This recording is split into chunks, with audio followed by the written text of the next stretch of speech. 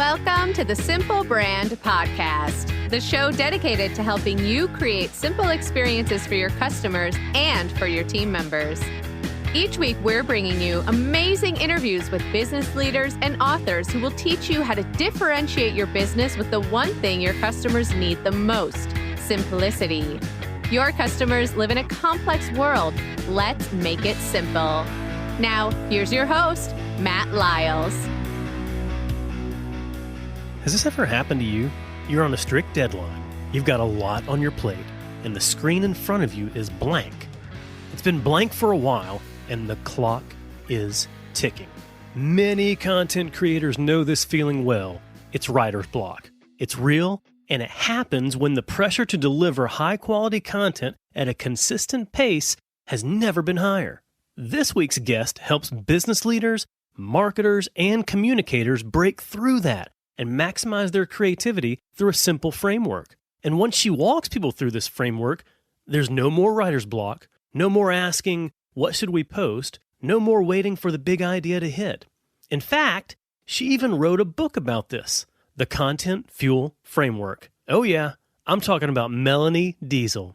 Melanie's an international keynote speaker. She was the first editor of branded content at the New York Times. She's a founding member of the HuffPost brand storytelling team, and she's won a bunch of awards for her advertising work. But before we jump into the interview, I'm thrilled to share that both Melanie Deziel and I are part of the lineup of speakers at the 2020 Marketing Profs B2B Forum on November 4th and 5th.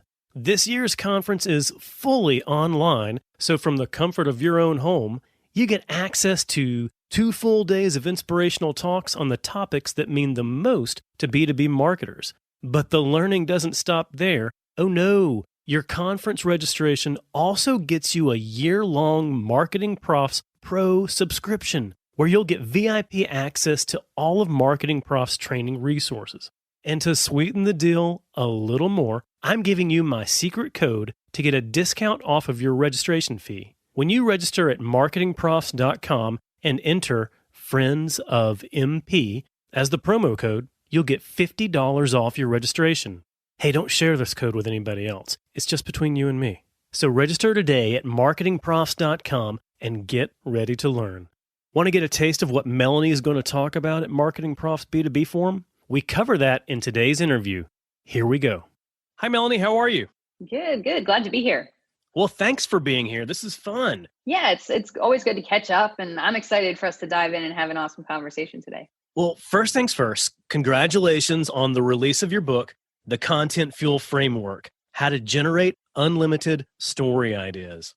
Thank you. That was a labor of love, I'll tell you that. It was a lot of work putting that together, and it's exciting for me to have it out in the world. I don't recommend launching a book during a pandemic if you've got the option, but I'm excited that it got out there in the world just before everything shut down. I think most authors that launched a book recently didn't plan to launch during a pandemic, but kudos to you for the work that you've done in promoting it. You said it was a labor of love. And I think when it comes to content creation and storytelling, one of the barriers is actually coming up with ideas. I don't even know what to say next. I don't know what we should do now. And your Content Fuel framework helps to minimize that barrier. So how did you come up with the framework? I know I've told this story a few times before, but I wish I could tell you exactly where it came from. A big part of what I found is in my work that I was doing in masterminds or coaching my clients, working on consulting projects, I kept getting the same feedback that one of the skills that I brought to the table that people liked is that I could come up with content ideas very easily. That there'd be a problem and they'd say, I don't know how we could possibly promote XYZ on our blog. And I could just boom, boom, boom, boom, come up with 4 or 5 ideas right on the spot. And so after hearing that enough and being asked if I could teach that, I realized I didn't really know how I was doing it, right? It was one of those internal processes that I hadn't thought much about. And so it was a lot of soul searching and trying to think through, what is my brain doing when it's firing so rapidly like that? Where are those ideas coming from? And what I realized is that in order, I was sort of asking those 2 questions. What could this story be about? What's the lens through which we could tell the story? That's the story's focus. And then what's the best way to bring that to life? And that's the format. And so it's really a combination of those 2 things. And so the more I thought about it, I realized, okay, if I can give people a toolbox of 10 common focuses and 10 or so common formats, I would be giving them a tool set that allows them to make 100 different combinations. And that's a really good place to start, much better than zero. Absolutely. And I think that's a great lesson in the quote that we hear that what's common to you is fascinating to others. A lot of times people are so great at what they do, and everybody else says, I don't know how you do that. And you think, well, I don't know how I do it either. I just do it. So Yeah. great job on being able to figure out exactly how you do it and document it to share with others. Yeah, and that's a tough process. I think one of the things that I'm really lucky is that so many of the folks I was working with shared that with me. I might not have seen that as a superpower if I hadn't been told. And so I think it's a really good exercise if you're at any point, in building your brand or building your business or even building a personal brand, to ask those questions. What do you think we do well? What is it that we excel at? What do you value about how we work? And getting that opinion from others, because sometimes it's so easy for them to see from the outside. And when you're in the thick of it, you just have no idea. And it may be really surprising to you when you find out what others see as what you do really well and what others see as your superpower. And that helps you to figure out how you can differentiate yourself from others. Absolutely. Yeah. Now that you've created the framework, that sounds like you're giving away all your work in just this book. How has that actually helped your clients? And does the framework now just write you out of the equation? That's a good question. I've never had a fear of giving away too much information. I think it was Jay Baer has a famous quote, a fellow marketer that says, you have to give away information snacks to sell knowledge meals. And it's this idea that sure, there will be people who will buy the book for $14.95 or whatever it is at the time and decide that they don't need any more help. And if that's the only way for me to reach them, then that's great. I'm really glad I was able to help them in a way that was approachable. But there's also going to be people who buy it and realize they need more accountability. They want some additional help, or they understand it on one level, but not at an enterprise level. There's always going to be folks who need a little bit more help. And I think one of the things that I've found just throughout my career is the more I've been willing to give, the more I've found comes back. And I don't mean it necessarily in a karma way, but it just seems that when you're forthcoming with what you know, when you share things that are valuable that could help others, it has a way of finding its way back to you, and people who need your help find their way to you. It really does. And I've been pondering and going over this Zig Ziglar quote for the past 6 months. And I'm probably going to butcher the quote right now, but I believe the quote goes something along the lines of, you can have everything you want so long as you help everyone get what they need. That's right. And I think that's really, I know that different people in business, different thought leaders have different motivations. And for me, it's really always been about education. That's really what I'm driven by. I had the blessing to study journalism, to learn what makes content compelling and credible. And I feel a duty in some way to share that with other people who may not have had the same education, the same upbringing, the same opportunity. There's ways that I can share what I've learned that really helps others. And so I'm really driven by that desire to share and to teach. And so long as there are people who can benefit from learning, I'm going to feel satisfied being able to be the conduit to that and share that information in a way that's going to help them, whether it is the book and they never interact with me again, or whether the book becomes a pathway to a long-term relationship where they're able to learn and hear from me and chime in when I'm sharing something in different platforms. I mean, either way, I feel like I'm fulfilling that mission. Hooray. Yeah. I'm kind of the same way in that I'm trying to teach people the value of simplifying their business, simplifying their customer experience, simplifying their team member experience. And I saw the light in simplification a few years ago, and now I'm going out and trying to teach people and help them see the light. And whether they just learn from my podcast or my content or actually, start working with me, at least like I'm helping educate around the value of simplicity. Yeah, and I think there's also something to be said, and this is important when you're having conversations around branding, is there are different subsets of your audience who are always going to interact with you in different ways. For you, Matt, there are going to be people who are podcast lovers, who are auditory learners that will deeply engage with your podcast. And there may be members of your audience who reach you on a different platform who will never listen to a single episode, but are still deeply engaged through other platforms, through other messaging. And so whether you're creating a book or a podcast or blogging or all three or something else, it's okay to have those different platforms to share in different ways, understanding that those different parts of your audience need different things. And I think that's also why I feel comfortable with the fact that I've put a lot of my best stuff out in a low priced book, because the folks who were going to be satisfied with that level of buy-in were never going to be the kind of folks who would be interested or benefit from coming and being a part of the mastermind or hiring me to speak to their organization. They were looking for a DIY solution. So, it's okay to provide your knowledge in different formats because your audience is going to receive and want those different formats. It is okay. But selfishly, I do hope that every one of my audience members listens to my podcast at least once, please. I hope it's at least this episode. Yeah, there you go. If you listen to any episode, make it this one. That's right. So the Content Fuel framework, I'm curious to know, is it different when it comes to B2C businesses versus B2B?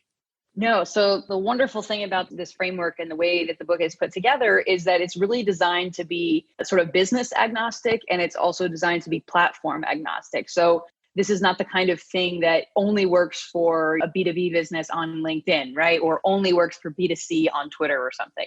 What we're really talking about is the core elements of all content that we create. It is always about something, right? And whether that's people, history, data, or something else, it's always about something. And it's always delivered in some form. And so sort of regardless of what your product or service may be, what your goal is with that content, deciding what it's going to be about, what lens through which you're going to tell that story, and deciding what's the most strategic way to bring it to life. Those are core elements of storytelling, no matter your audience, no matter your product. I think that's really important for people and for marketers to hear and understand, is that it takes it down to the basics, and it's no different based on what industry you're in. Absolutely. And I think another thing that happens is we often do it in the inverse way when we don't necessarily have a strategic plan. We think format first. And it's because that's something that's more tangible, right? We all have a shared language around talking about video or blogs or podcasts, right? We understand. And so it's a lot easier to say, I need a video idea. What could I create video about? And really have the story, the message of your content almost be a secondary thought, an afterthought. And so it's really important, I think, to structure your thinking around deciding that focus first. What are we actually going to talk about? What is the message we're trying to share here? What's the purpose of this content? Because once you know that, then it's very easy to decide the most strategic way to bring it to life. I'm so thrilled that you brought that up, because I had been thinking of that as well. Too many marketers will say, oh, you know what? We need a video over here. And, oh, we need an infographic over here. So how can we create content for that? Whereas the framework inverts it, and the framework focuses on the goal at hand. But as I look at the framework, I think that more ideas can come out of it than if you were to focus on just the actual formats themselves. Oh yeah, 100%. I think the wonderful thing about the framework is that it's not designed to create a checklist of, 100 pieces of content you have to create. It's really designed to give you a really rich starting point. So the idea being, you may start out brainstorming and say, okay, we're going to create a really cool history-focused timeline that's going to live on the about page of our website. But that inspires you, hey, why don't we create a timeline of how we're planning for this upcoming product launch and share that behind the scenes? And oh, actually, now that I think about it, why don't we create a map as well that's going to show the different areas where we sourced all of our ingredients or all of our different materials? And now that I think of it, why don't we tell the story of this one particular person from whom we're getting some of these ingredients or materials? Let's tell their story through a mini documentary. It creates this sort of jumping off point. It helps you think in different ways and go down different paths, just like you said, that you may not have gone down if you started saying, let's just make a video. Right. And with that jumping off point, it really is unlimited ideas. We've touched on the framework a little bit, but I'd love to hear you explain it a little bit more in depth. And it's split between two facets, focus and format. Can you walk through the different focuses first? Yeah, absolutely. I think we probably don't have time to dig into all of them, but I'll walk through a couple that I think are really important for us to consider as we're building a brand, especially. The first focus that I talk about all the time, and I want to make sure people really embrace, is a focus on people. And what I mean by that is we often tell the story of things, right? We talk about our products, our services, our events, et cetera. but it's really revealing to talk about the people who are behind those things. So that could be employee profiles, it could be vendor spotlights, it could be telling customer success stories. It might be sharing the stories of individuals in your community who share your brand values. Those kinds of people-focused stories are some of the most relatable stories there are. And so it's really important if you're trying to create a connection, if you're trying to demonstrate the kind of people you are as an organization or the kind of people you're trying to work with and attract, telling those people-focused stories is a really good way to do it. And I think focusing on people humanizes the brand as well. That's right. Yeah. And so often the stories we have to tell as a brand about sales and features and benefits can feel very inhuman, non-human. They're very disjointed from who we are as people. And so it really does make it more relatable. It makes it something that we can connect to on an emotional or a personal level. And those people-focused stories can often be some of the most successful and compelling content we create. Definitely. And one of the other focuses that you talk about is curation. Why is curation important? So curation, there's really two ways to think about curation. I think the way most of us are used to curation is this idea that we kind of grab other people's content and share it, right? We think about, I'm going to curate a bunch of links from relevant publications and share those on LinkedIn or share those on Twitter. And that's great. Curating content from others and sharing it through social is a really good way to keep those channels busy and share relevant information. But we can create content that is curated in and of itself. So when you think about roundup posts, here are my 5 recommendations for products that you should use if you're trying to complete this process. Here's my 10 favorite books for entrepreneurs like you. Here's my 15 events you have to attend once the lockdown has ended, right? So thinking about this idea that we're going to go out and gather items of some kind, they could be physical items, they could be products, they could be something else, and collect them together under shared characteristics. And sometimes these types of resource posts are some of the most valuable for your audience. What we don't want to do is create a bunch of really low quality roundups. You're just pumping things out for the sake of it. But sometimes gathering recommendations or resources, even your own, is a really valuable way for people to get a better sense of the value you can bring to the table. And I think one of the best ways you can do this is actually to curate your own content. So this is like things you may have missed or those types of things, oftentimes at the end of the year or every 6 months or so, to say, here's our most popular articles, our most trafficked, most shared blogs, our most downloaded or listened to episodes. By resharing some of those, you make sure that your audience is getting to see the very best stuff that they may have missed the first time around. Right. And it sounds like you're saying that when it comes to curation, you don't just want to just keep, essentially throwing up different resources, but you want to provide what's truly going to add value to your customers' lives. That's right. And again, you don't want to just create content for content's sake. It doesn't really matter what business you're in. Nobody's got time for that, right? We don't have time to create content that doesn't do anything for us and doesn't do anything for our audience. So you do want to focus your attention on those sort of evergreen resource posts that are going to be useful for your audience. And oftentimes you can combine this with another focus that we talk about in the book, which is opinion. When you start curating based on your opinion, you're talking about your favorite things. And what we have to remember is that for us as experts or as leadership inside of an organization, our opinions matter to people. And so if we can provide, here are my favorite books or the tools that I trust or the podcasts that I personally listen to, rather than just here's 10 books or 10 podcasts, right? There's some element of adding in your opinion that sometimes helps people care about that information more. And I think adding your opinion also helps provide more emphasis on the actual value with that recommendation. It's true, because one of the problems you can run into with some curated content is it can feel very much the same. Think of an example, Matt. If you and I were to create on our respective blogs a list of the best-selling business books of 2020, we would come up with essentially the same list, right? Assuming we're using the same data source. If we're looking both at New York Times bestsellers or both at Amazon bestsellers, if we're using the same criteria, business books best-selling within 2020, our lists are going to be pretty much identical. If we're each sharing our favorite new business books of 2020, those lists, I would gather, are going to be very, very different. And so oftentimes opinion is a really good way to differentiate what might otherwise feel like very similar curated content. Oh, absolutely. But our list would still both include the content fuel framework. I can't put it on my own list, but your list You definitely always can. Yes, you can. Well, you mentioned something interesting that I think was one of the questions that I originally had, and I think others may have the same question, is the ability to combine different focuses. How do you make sure that you're combining the right focuses and not the wrong ones? Well, the good news is I don't think there's a wrong focus combination.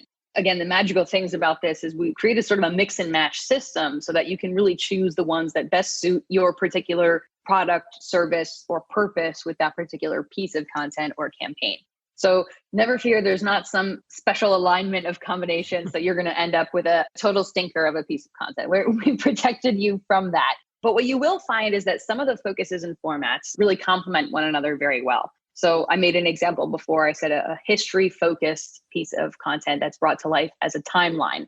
Now, obviously, history tends to be very time-based in nature. We're looking back in time, and timelines are best used to tell stories that unfold over time. So those two pair together really well. But you can also tell a history-focused story through audio or through writing or even through a map, right? Looking back on a map at what has happened at different points in history in a particular place. So all the combinations will work in some way, but some of them you're just going to find are sort of a natural fit. Of course, absolutely. Some are going to be more ideal than others. Yeah. Now, one of the formats that you talk about is live video, and you talk about it separately from video. So you say video is one format, live video is another format. I'd love to understand how the two are different and how they should be used separately. Absolutely. One of the things that is important, and I'm glad you noticed, because it was very, very intentional that we separate video and live video. I think it's important to note that live video can serve a very different purpose, and that the expectations that our audience has for pre-recorded versus live video are very different.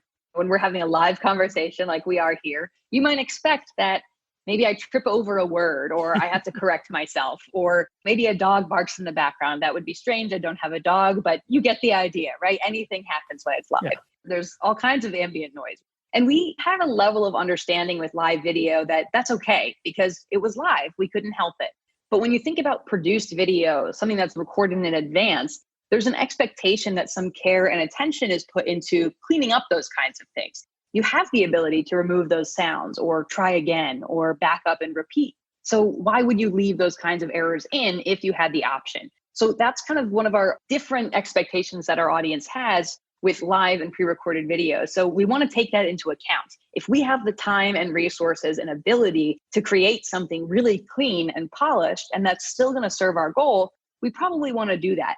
If we're in a live news situation or we're on scene somewhere or we're going behind the scenes, then maybe it's best to just show it in all of its unfiltered glory and just show what happens in that instance without waiting a week to polish it up and share sort of a filtered version of it. So you want to just have some forethought into, is this sort of a raw, unfiltered, casual moment that I want to be open and honest with the audience and just show things as they are? Or is this a moment that would be better served if it could be polished and have some production put into it to clean up some of those things that might otherwise be a distraction? So when you're showing live video, it's okay to be 100% authentic. But when you're showing edited and produced video, it's really better to capture the best of reality and not necessarily 100% authentic. Well, and I think authenticity it's kind of a fine line. I know everyone sort of experiences that differently. I don't necessarily mean that you should be less authentic, but it's sort of like the way you text your friend is different than the way you write your resume. A resume, right. There's sort of an expectation that you've really thought about this and you've edited. Now, maybe all of your sentences aren't as proper and perfectly punctuated in your entire life as they are on your resume, but there's an expectation of time and attention that's been put into that. Whereas a text message is just a quick thing that you jot off. So what we want to do is just make sure that when we're creating video or live video or deciding between those two things, that we're putting the same level of thought into it. Because if you have a pre-recorded video, something polished that maybe you're using as an ad spot, and there's a dog barking in the background throughout it, your audience is going to feel like, man, did they just not care enough to worry about that sound? That seems sloppy. Whereas if it's in live, they have empathy for you. They understand, hey, it was live. What could you do? You want it to be one of those situations where you're being very thoughtful about which would be the best fit. And making sure that the format and the quality fits the customer expectations. That's right. Our audience has different expectations on different platforms, different times of the year. We all have different expectations when we're being communicated to in the midst of uncertain times like we're in now. So we just want to make sure that we're taking those expectations into consideration when we're choosing both the focus and the format. Excellent. Now, one of the other formats that you talk about is quizzes. And when I think of quizzes, I think of which Hogwarts house would you be in, or what 80s TV sitcom star fits your personality. And that's probably just based on the fact that I am addicted to BuzzFeed quizzes. But what do you mean by quizzes, and how can you effectively use quizzes in your content? Now, listen, those quizzes are a lot of fun, and there's a good chance that your brand could create, maybe even on BuzzFeed as part of their community platform, could create a super fun quiz just like that. But there's a lot of ways you can use quizzes a little more strategically for your business. So one of the best ways to do this is to test your audience's knowledge of something. My guess is no matter what your product or service, there's something that your audience needs to know or understand or not know or understand in order to work with you. And so one really good way to do it is to provide them with a quiz that allows them to enter in some kind of information and get a result that tells them perhaps which product is the best fit for them, right? Based on your level of experience, based on how well you scored on this quiz, it seems like this might be the right workshop for you, or it seems like this might be the right product for you, the right guide to learn more. You could test their knowledge and place them into different categories. So you just said, which 80s sitcom character are you? That's a lot of fun, but there's also organizations that can place you and tell you what kind of creative thinker you are or what type of leader you are. There's all these personality assessments that go a long way sometimes toward helping a consultant or a coach have a better relationship with the individual they're working with by having them fill out an assessment like that. So, there's a lot of ways you can do it that's a lot of fun. And I think one of the best tips that I can give is if you're exploring creating a quiz that tests your audience's knowledge, make sure that you have other content ready to serve up based on whether their answers are right or wrong. So if I get a particular question wrong, that means there's a gap in my knowledge. And you as the content provider can fill that gap by providing content that helps me learn more. Like, hey, you got a 78% on this quiz. It looks like you might need a little help in these few areas. So here's a helpful guide or a resource sheet or 6 of our most common blog posts on that topic to help you learn more. Excellent. And looking back, I think that I have taken a number of quizzes like that. I just didn't see them as quizzes. I saw them as evaluations or assessments, and they weren't that fun. So maybe the point is to help make it fun and have the customer really engaged in the process. Right. Well, there's no reason that assessments have to be boring. We could keep things fun and make them visual, make them entertaining. It comes down to understanding the audience's expectations and making sure that you're meeting those. And if we know that, hey, this is a step that people frequently see as boring, or, if choosing the right product in a particular situation is overwhelming, let's make it a fun quiz. I'll give you a great example of this. So my husband and I and our daughter recently relocated to a much more suburban area. We used to live in the city. And so we've been exploring, well, maybe we need to get bikes and sort of start biking around for exercise. And deciding if you're not a cyclist, if you've never shopped for a bike before, that could be a really intimidating process. There are so many different brands, so many different considerations. So to fill out a quiz would be a lot more fun to say, okay, how often do I plan to ride? Well, I don't know, maybe twice a week. And will I be riding, on dirt, on streets, on a combination? Okay, probably mostly on streets and sidewalks. Okay. And going through some of those things, sharing your level of experience, your willingness to invest in this, and then serving up and saying, hey, looks like you're a leisure cycler. And we think that these types of bikes are probably the best fit for you. Now, even if that product is not one of your own, or even if they take that assessment and ultimately buy somewhere else, you have proven to be a brand that's incredibly helpful. And the next time they have a challenge, a question, an accessory they need to buy, or an add-on of some kind, they know that they can come to you for answers. There you go. That helps. And I'm a runner, and every few years, I need to assess what exact shoes I need to be wearing based on how I'm running during that time frame. Right. And then they want to know, okay, do you have pain in your heels? Do you have pain in your knees or your hips or your back, right? Because that could be the wrong shoe that you're wearing. And what do they say? Overpronated, underpronated? There's all these different technicalities with regards to how you run and how you step. And so yeah, being able to overcome some of that overwhelm by filling out a simple quiz is definitely a much better customer experience. Yeah. So quizzes are a way to provide a consultative approach to customers to help simplify their decision making. I love it. That's right. Yeah. You also discuss multipliers. So outside of focus, outside of format, then there's multipliers. Explain what multipliers are and how they can be used. Yeah, so multipliers come at the very end of the book, and they're sort of like the secret weapon at the end that makes it all even more powerful. And the idea is once we figure out a piece of content that works really well, why should we just let it be? Why shouldn't we take a piece of content that works well and multiply it in ways that allow us to reach a different audience or adapt the message?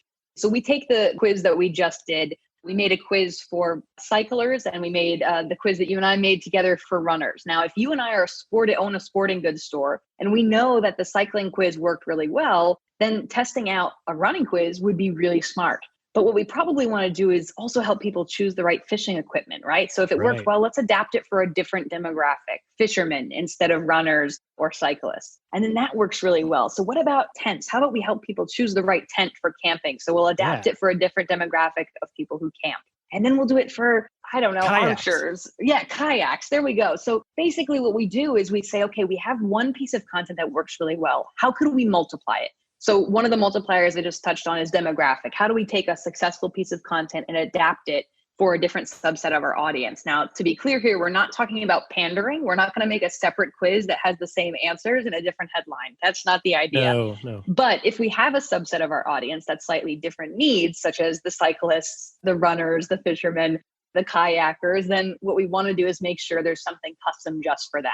The other thing we can do is adapt by time. So if we multiply by time, what we're saying is sometimes the answer may depend on the time. So that might be that there's a different shoe if you're running in the summer versus in the winter. I don't know if that's true. I'm not a runner, but maybe you know, Matt. I'm sure the same is true for cycling, right? That different seasons call for different equipment. If there is, I don't know. I'm not at that point yet. So maybe it's not the shoes, but maybe it's the gear, right? What's the best? Right. If you're running in winter, we want to make sure you've got running gloves and a running hat and running jacket, perhaps, right? So maybe we can adapt by time. And now we've got 4 runner quizzes for whether you're running in a winter season or climate or summer season or climate, right? So that's time. The other one we could do is resources. So my guess is, just like I shared about cycling, there's different tiers of investment that people may be willing to make. Well, what if I only want to spend up to $500 on a bike, but Matt, you're going all in and you're willing to spend up to $2,000 on the bike? Those are very different quizzes that we should probably take based on how much we're willing to invest. So resources could include other things like ingredients or time. But the idea is just that you want to say, how many different ways could we make this content more useful for a different subset of the audience? And so repeating it and remixing it and multiplying it in different ways allows you to take the same good idea and get more mileage out of it by making sure it's customized to different subsets of the audience. And that's very similar to what we were talking about earlier as it relates to having a book versus having a course versus working with clients one-on-one based on timing in their life cycle or based on their budget. Here's the right product or here's the right service for you. Exactly. There's no reason you couldn't have a sort of work with me quiz where you fill out, okay, are you an individual or a business? You're a business. Okay, are you this size business or this size? How many people are on your team? What's the revenue? And based on the answers to that quiz, we can tell people exactly what kind of work might suit them best, the best way to engage with us. So you start to see, and I'm sorry for all of you listening, this is going to happen to you. You're going to start to see the focuses and formats sort of leaking out into the world as you're engaging with different brand content, all over the place. You'll start to see it because it really does help you put a shared language around how you talk about the content experiences that you have. And it really helps to be able to recognize that and then to start thinking about your own content and placing it in the different focus and format areas. I love it. The other thing that's helpful is sometimes when you see content that works really well, you can kind of decode why. Well, why did I connect with this so much? Oh, it's a people-focused story. I really related to that particular entrepreneur they were doing a profile of in this piece, right? Or, oh, wow, I really deeply engaged with this because it was such an immersive audio experience. Maybe there's ways I can bring audio into my business. So you'll be able to sort of decode what's working and what's not. because again, you'll be able to deconstruct it in that way. And that's when you know that you've crossed that line and you've officially become a content fuel geek. I think it's a growing club of us. I'd be excited to welcome you all in. There you go. So what are the traits of the brands that are doing really well with content? I think there's a lot of different brands, with all different experiences and of all different sizes that are doing really well with regards to how they share their message through content. I think what they all share is a willingness to try things. And I know that can be really scary as a brand, right? That can be so scary, especially if you're in a heavily regulated market. I've done a lot of work with financial, tech, pharma companies, and they tend to have a lot of regulation. So experimentation is not generally something that they like to do on the marketing side. It can feel really risky. But that openness to new ideas, that openness to trying something that maybe you haven't tried before, or maybe hasn't been done in a particular way, I think the only way you're going to find things you like and that work well is by trying them. I'm not the first one to say this, but if we keep doing what we've always done, we're going to get what we've always gotten, right? So those brands that are doing well, I think, are the ones that are taking small strategic risks that help them find new content experiences that pay off big time in terms of audience engagement. It's a lot easier to learn what's really going to work when you test and experiment different ways. Yeah, and if you're looking for a small risk, right? Maybe you're in one of these spaces or you don't necessarily have buy-in from the rest of your team. The best place to start is really to think about whatever version of customer success stories or testimonials, whatever version of that you have. Ask if you can make it more story-driven, more in-depth, and tell a more people-focused story. So instead of just, Matt says, this is great, Matt loves our products, here's a picture of Matt and Matt's name with only a last initial, so you have no idea if he's real or not. Why don't you see, well, can we do an interview with Matt? Can we really talk to him and get his whole perspective? What was he thinking when he was making the decision whether to work with us or work with someone else? What was at stake for him in making that correct decision? What are the different outcomes that have been so important? Let's talk to a couple people on Matt's team or Matt's family and see how that decision has impacted them and how has it changed the way Matt may or may not have fear about this particular issue anymore. Really painting a more complete picture because you're already doing, or most of us are, some form of customer stories or customer success profiles or testimonials, then going a little bit more in depth on one of those is usually a minimal risk, right? We've already got the green light on that type of storytelling. So that's a good place for you to start to push the envelope a little bit in terms of depth and in terms of story. And that can give you an entryway into hopefully telling some other bigger stories. And I think that allows customers to be able to better see themselves in that story. That's right, because it's so difficult to relate to just sort of this disembodied headshot with a one sentence quote. I mean, I don't know. He said it solved all of his problems, but what if we don't have the same problems? What if he had a bigger budget than I did? What if, he ran a different type of business than I did? Maybe they can't solve my problems in the same way. But when I read the story, when I get a more complete picture, I can say, wow, those are very similar challenges, or they're doing business in a similar area, or they're facing the same type of struggles during this particular time that I was. It gives you more entry points, more doors to open to see yourself in the content that these brands are creating. When approaching content strategy, what's the biggest mistake you see? And you want to tell marketers, just do not do this. I think one of the things we feel pushed to do or feel pressure to do when we're jumping into content or launching a new content initiative is to try to do everything everywhere all at once. And when you decide suddenly that you're going to launch a YouTube series, a new blog, you're going to start posting on Instagram every single day, and you're going to do a new podcast, what you end up with is a lot of stress and a lot of content that you couldn't give your full time and attention to. And I think your audience can feel that. So rather than feeling like you have to be everything to everyone, everywhere, all at once, my biggest recommendation is to choose what you believe to be the most impactful piece of content or series of content you can create. Do that consistently at a quality level. And then once you're comfortable, add in the additional platforms or content series to the mix. So rather than trying to dive in and do everything all at once and risk burning yourself out or disappointing your audience when you can't keep up, start with one, do it really well, and then build incrementally as you go.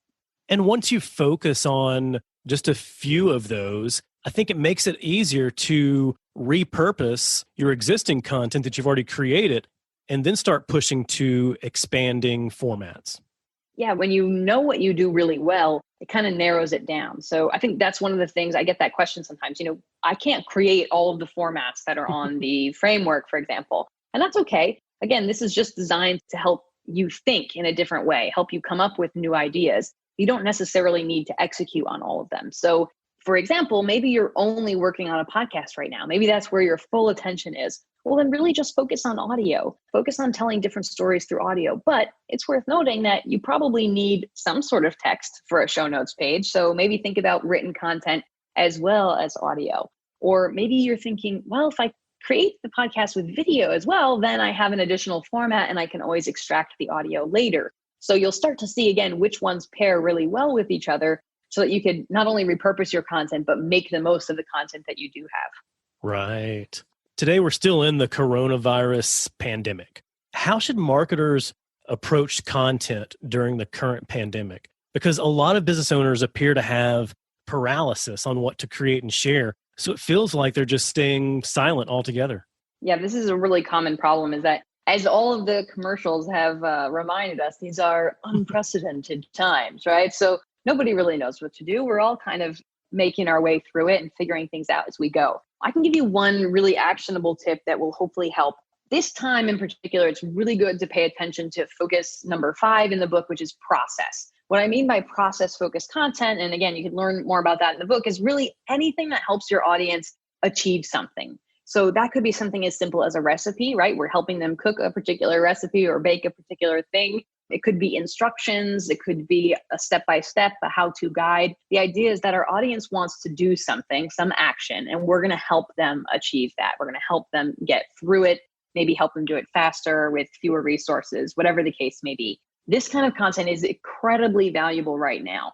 And what I can tell you is that the data shows, the search data, if you were to look at Google Trends, what you would find is that phrases like tutorial, how to, DIY, instruction, all started to see a sharp uptick around the second week of March here in the US, which, as you know, is right around the time that everything kind of got locked down.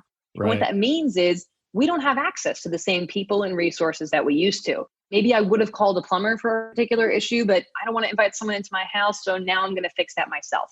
I can't even possibly begin to estimate the number of at-home haircuts that have had to happen over the last 5 months or so. But those are just a couple examples of things that previously we may have hired someone to do, we may have outsourced, we may have purchased a product, and now we need to make it ourselves. I mean, how many mask tutorials, how to make your own masks did we see, right? When you don't have access to something, you need to figure out how to do it yourself. And so there's a really good chance that your audience, either because of health, because of finances, because of physical barriers during lockdown, they may not be able to do certain things. And so insofar as you can, providing really helpful process-focused content that helps them navigate, it's going to be one way to keep yourself top of mind and make sure that when all of this finds some new kind of normal, that you're still going to be in their mind as someone who is incredibly helpful and as someone they can turn to for that type of solution in the future. Oh, yeah. People are still experiencing problems and they're still looking for solutions to their problems. They're looking for help, and it's up to content marketers to help them. Absolutely. This is our chance to shine. The people need help. They need instruction, and you can provide that. You can provide an incredible value to your audience right now and be the hero at a time when we could all use a little bit of help. Oh, yeah. Well, Melanie, we've learned so much from you today around the Content Fuel framework, but I know that there's a whole lot more to learn. Where can people go to learn more? If you want to learn more about the book, you can head to contentfuelframework.com. So it's contentfuelframework.com. That will tell you everything you need to know about where you can get the book, the ebook, the physical book. There's also a companion workbook that goes along with it. So if you're the kind of person who needs a little extra help and wants some prompts and guides to get through it and actually turn that reading into action, then the workbook is available there and will help you with that. You could also learn about if you want to use this for a course in a college environment. We have information on that.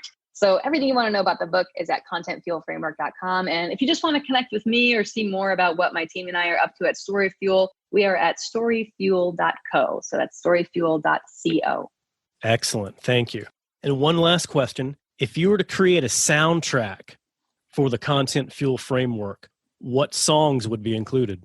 So this is a really good question, but I think I'm going to go slightly out in left field and say I would not choose any songs that we recognize or that have any lyrics, because if I had a soundtrack for the book, I would want it to be something that really fosters creativity. So what I would probably do is go with either nature sounds, like a babbling brook or something to kind of get you into a focus mode, or something like binaural beats, which is like this rhythmic noises that kind of tap into, your deep brain space. So just something that's really going to get people thinking and give them sort of the brain space to think of ideas while they're listening.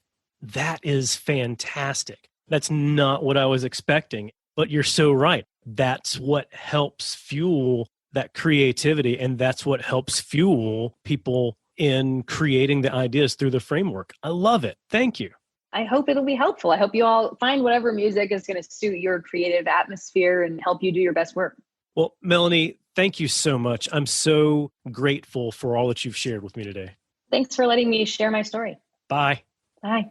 I hope you enjoyed my discussion with Melanie Deziel.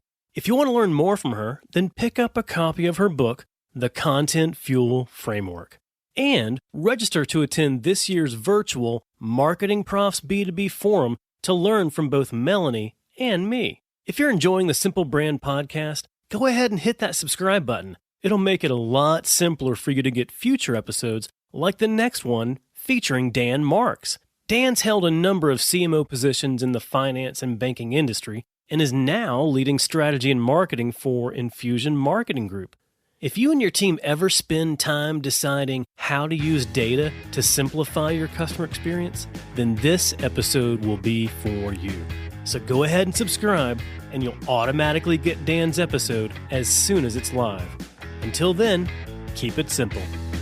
Thanks for joining us for this episode of the Simple Brand Podcast. Want to make your listening experience simple and automatically receive each new episode? Visit our website, simplebrandpodcast.com, where you can subscribe to the show in iTunes, Spotify, Stitcher, or wherever you listen.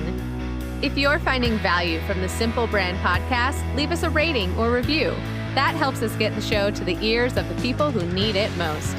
Be sure to catch Matt right here next week. Same Matt time, same Matt channel. Until then, keep it simple.